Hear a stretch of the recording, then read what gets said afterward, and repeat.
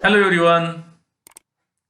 We'll start this lecture with general characteristics of a D block element, their metallic properties, melting point and a boiling point. These properties are mainly related with the electronic configuration of these D block elements. In the last lecture, we discussed about the electronic configuration as well as anomalous electronic configuration of a D block element. From the electronic configuration, we easily get an idea how or what is the trend of a metallic properties and a melting point and boiling point in case of a D block element. So let's begin.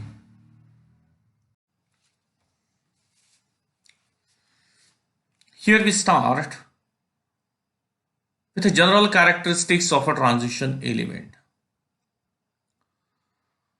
Nearly all the transition elements have typical metallic properties such as have high tensile strength, ductility, malleability, high thermal and electrical conductivity and metallic luster. That means these are the common general characteristics shown by these elements. Except mercury, which is a liquid at room temperature, other transition elements have typical metallic structure. They have high melting point and boiling points and have higher heat of vaporization than non-transition elements. The transition elements have very high densities as compared to the metal of a group first and the second, that is the S block. Their density is high because of compactness. The first ionization energy of a D block element are higher than those of a S block and lesser than those of a P block element. First ionization enthalpy. First ionization enthalpy of a D block elements are higher than S and lesser than P block because these D block elements are present in between S and a P block. Then they are electropositive in nature. That means generally these are the metallic in nature. They are the metals and metals are electropositive in nature. That means they have a tendency to lose the electron or to donate the electron. Then most of them form colored compounds. It is a important property of the D block element. This element can form the colored compound. For example, CuSO4. CuSO4 is a compound of a copper which is intense blue in color. Potassium dichromate, which is bright orange color. Potassium chromate, bright yellow color. Similarly, potassium permanganate, it is violet purple in color. So that means the compounds formed by the D block elements are colored compounds. They have good tendency to form the complexes. These elements, that is the D block element, shows the variable oxidation state. That means more than one type of oxidation state. And because of this tendency, they can form the coordination compounds. They exhibit several oxidation state. That is the property which we discussed before. Their compounds are generally paramagnetic in nature. Magnetic properties, the elements, generally the compounds of a D block element shows the magnetic properties. And their common property is a paramagnetism. Paramagnetism means the compounds of the D block elements are attracted in a magnetic field. So this is their property. The compounds of the D block elements are paramagnetic in nature. They form alloy with other metals. These are related properties. 11th and 12th.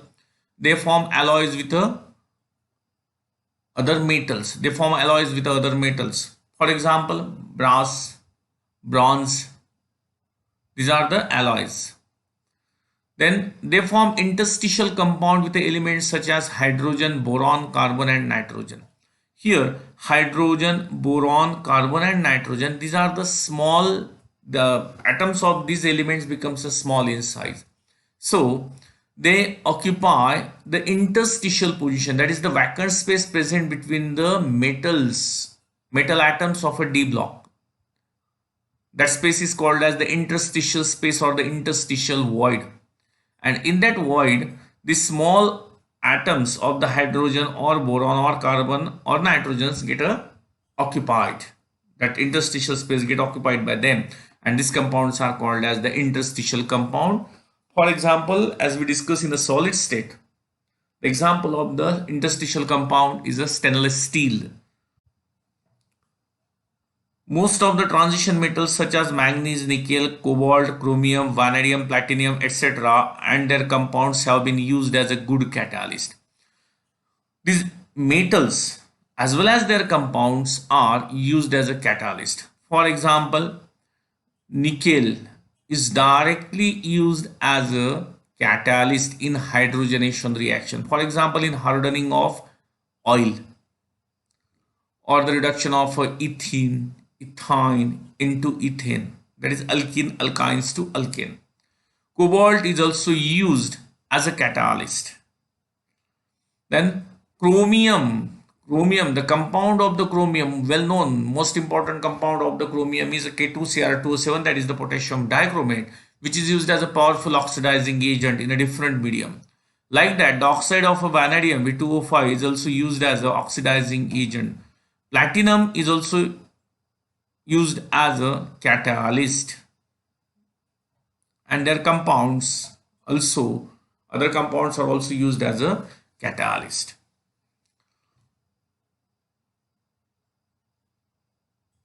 Then we discuss about the metallic characters.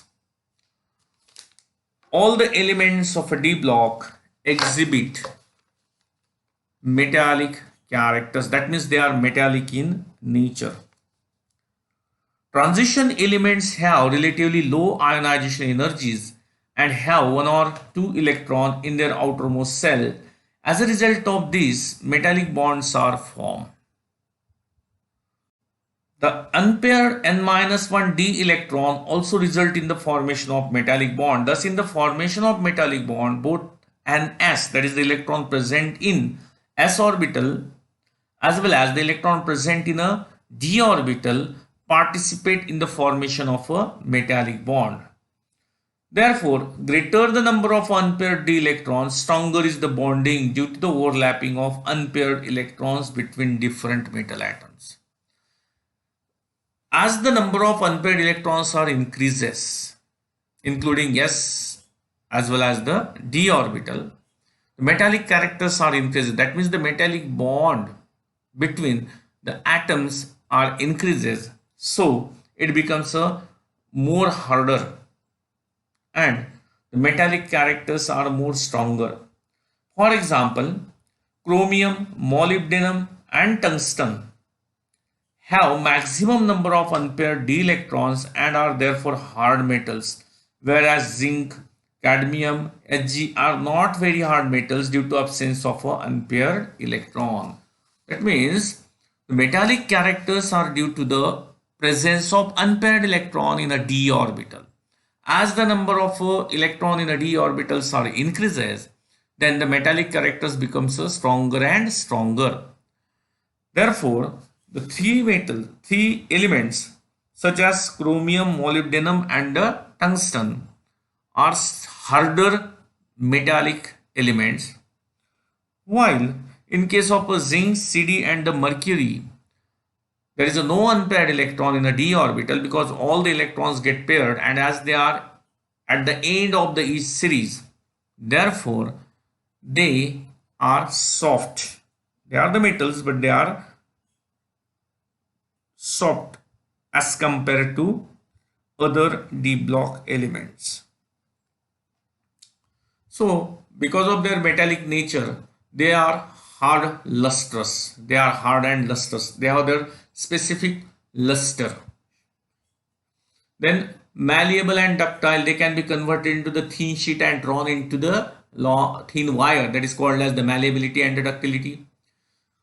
As they are harder in nature because of a strong metallic bonding, obviously their melting points and the boiling points becomes high.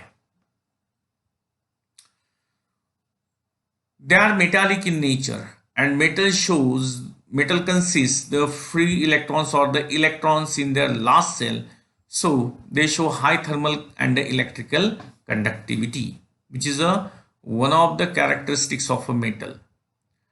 High tensile strength, as they are hard and because of a compactness of atom, their tensile strength is a very high.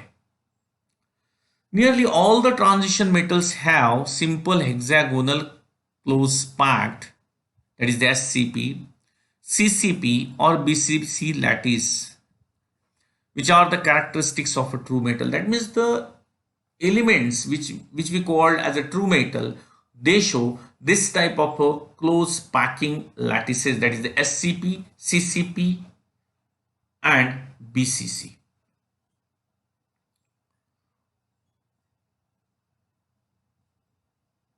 Now we discuss about the melting point and the boiling point.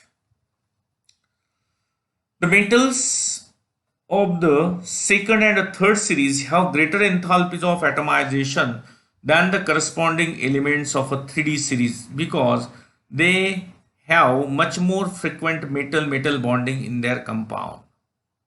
It means that the metals of a second, that is the 4D and the 5D series, have greater enthalpies of atomization. Enthalpies of atomization, it means it is the energy required to break the lattice or the crystal into the atoms, called as the enthalpy of atomization, and it is high for the second and the third transition series as compared to first transition series, because the metal-metal bonding is stronger in case of elements of a 4D and a 5D series. Greater the number of unpaired electron, stronger is the metallic bond. As we discussed before, as the number of unpaired electrons are increases, then the metal-metal, that is the metallic bonding becomes stronger and stronger. Because of stronger metallic bonding, these elements have high melting point and boiling point. In a particular series, a metallic strength increases up to middle. In melting points of the transition metal rise to a maximum up to middle and then falls as the atomic number increases. Manganese and technetium have abnormally low melting points.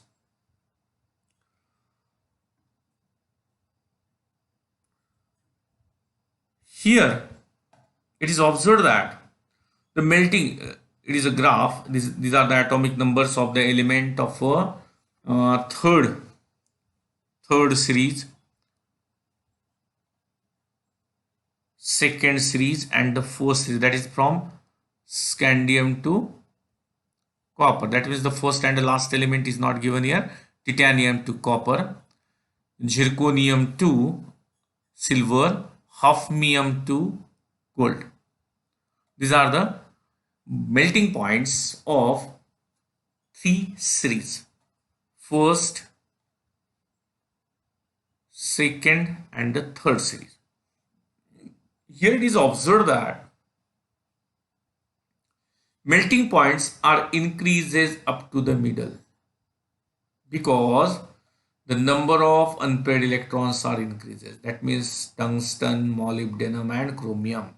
Here the d orbitals are half filled and consist maximum number of unpaired electron. So in this case, the metallic bond becomes strong. So its melting point is also high. That is therefore the melting point of tungsten, molybdenum and the chromium in a third, second and a fourth series is high because of a stronger metallic bonding. As the atomic number is increases, then the number of unpaired electrons are decreases. So the metallic bond becomes weaker as the number of unpaired electrons are decreases. So melting points are also decreases like this. Here melting points are decreases. Then Mn, here we see why manganese and the technetium as well as the rhenium, manganese, technetium and the rhenium shows the abnormally low melting point. Then what is the reason behind this? Mn in the first series, technetium in the second series and rhenium in the third series have exactly half-filled d orbital. As a result, in each case, the electronic configuration is stable. That is, electrons are held tightly by the nucleus so that the delocalization is less. Delocalization is less. Here, a concept of metallic bond is based on the delocalized electron which are released from the outermost cell of each atom present in the crystal lattice. In case of this Mn, technetium and the rhenium, the electron present in the d orbital are 5. That means d orbital becomes exactly half filled. And as because of exactly half filled or the half filled electronic configuration, that elements, that is the manganese, technetium and the rhenium, acquires extra stability. Therefore, that electrons are tightly held by the nucleus and that electrons are not free to move throughout the crystal. So, metallic bond becomes weak. Metallic bond becomes weak and therefore their melting point is also low as compared to other elements of the respective transition series. That is, Mn in the first, technetium in a second and rhenium in a third transition series.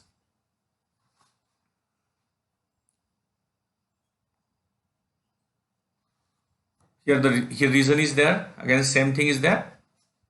Mn in the first series, technetium in the second series and rhenium in the third transition series have exactly half-filled d orbital. As a result, in each case, the electronic configuration is stable. That is, electrons are held tightly by nucleus so that the delocalization is less and metallic bond is much weaker than that preceding elements. So, Mn, Tc and Re shows lower melting point as compared to other elements of the d block. Strong metallic bonds between the atoms of these elements are responsible for high melting and boiling point. That means stronger the metallic bond, high the melting point and the boiling points. Here, this is clear from the following table. Here, these numbers is the enthalpy of atomization. Enthalpy of atomization, which means heat required to break the metal lattice to get the free atoms.